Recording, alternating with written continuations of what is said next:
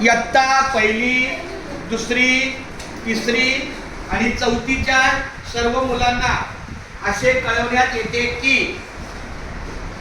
22 April पासून आपली लेखी परीक्षा सुरू झालेली आहे. तिसरी चौथीचा 22 तारखेचा पेपर आहे झाला. 24 तारखेपासून पहिली दुसरी झाला. 25 तारखेला काल परिसर अभ्यास पेपर झाला. सगळे पेपर झाले. मग तुम्हाला वाटेल आमचा रिझल्ट कधी, बरोबर की नाही? बोला. आपल्या शाळेचा रिझल्ट 1 मे. 1 मे सकाळी 9 वाजता त्या दिवशी रिझल्ट आहे सगळ्यांचा, पहिलीचा, दुसरीचा, तिसरीचा आणि चौथीचा. मग आता तुम्ही म्हणाल मग आता काय करायचं, तर काही आपले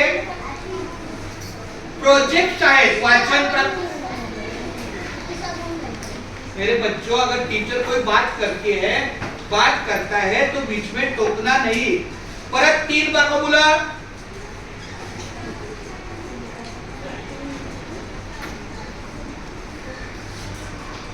लवकर. हाँ जाती है, 2 मिनिट आहे. हाँ 2 मिनिट आहे की काय का.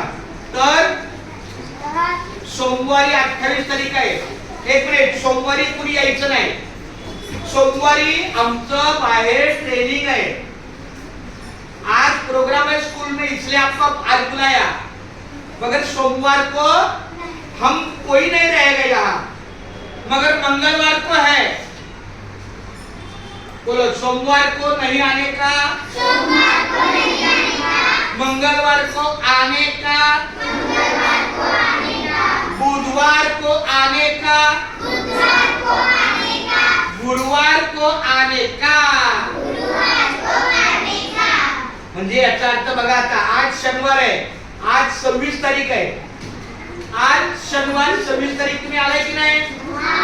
उद्या 27 तारीख रविवार सुट्टी. 28 तारखेला तुम्ही यायचं नाही. सोमवारी तुम्ही यायचं का नाही? मंगळवारी यायचं कारण 29 तारीख आहे. बुधवारी पण यायचं कारण बुधवारी पण आपला कामाचा दिवस आहे. आणि गुरुवारी 1 तारखेला सगळ्या मुलांनी बोला. गुरुवारी 1 मेला रिझल्ट आहे. आणि आपण झेंडा वंदन तू करतो का 1 मेला? हा. मग झेंडा वंदनला सुद्धा तुम्ही यायचं. झेंडा वंदन किती वाजता असतं? 7 वाजता. किती वाजता? मग झेंडा वंदनला पण यायचं आणि रिझल्टला पण यायचं आणि पालकांना घेऊन यायचं. कारण इयत्ता 4च्या मुलांचे रिझल्ट दिले जाणार. त्याच्यामध्ये त्याचा शाळा सोडण्याचा दाखला दिला जाणार. म्हणजे लिव्हिंग सर्टिफिकेट. बोला ऐकले सर? हो. लिव्हिंग सर्टिफिकेट दिलं जाणार. म्हणून तुम्हाला पालकांना 1 तारखेला घेऊन यायचं 10 वाजता. 9 वाजता. किती वाजता? 9 वाजता, 10 वाजता. तुम्हाला जे योग्य वेळ तो पालकांना सांगा. आता तुमचे पॅरेंट्स विचारतील, हे बच्चे तुम्हारा रिजल्ट कब है? तो क्या बोलेगा? 1 मे गुरुवार.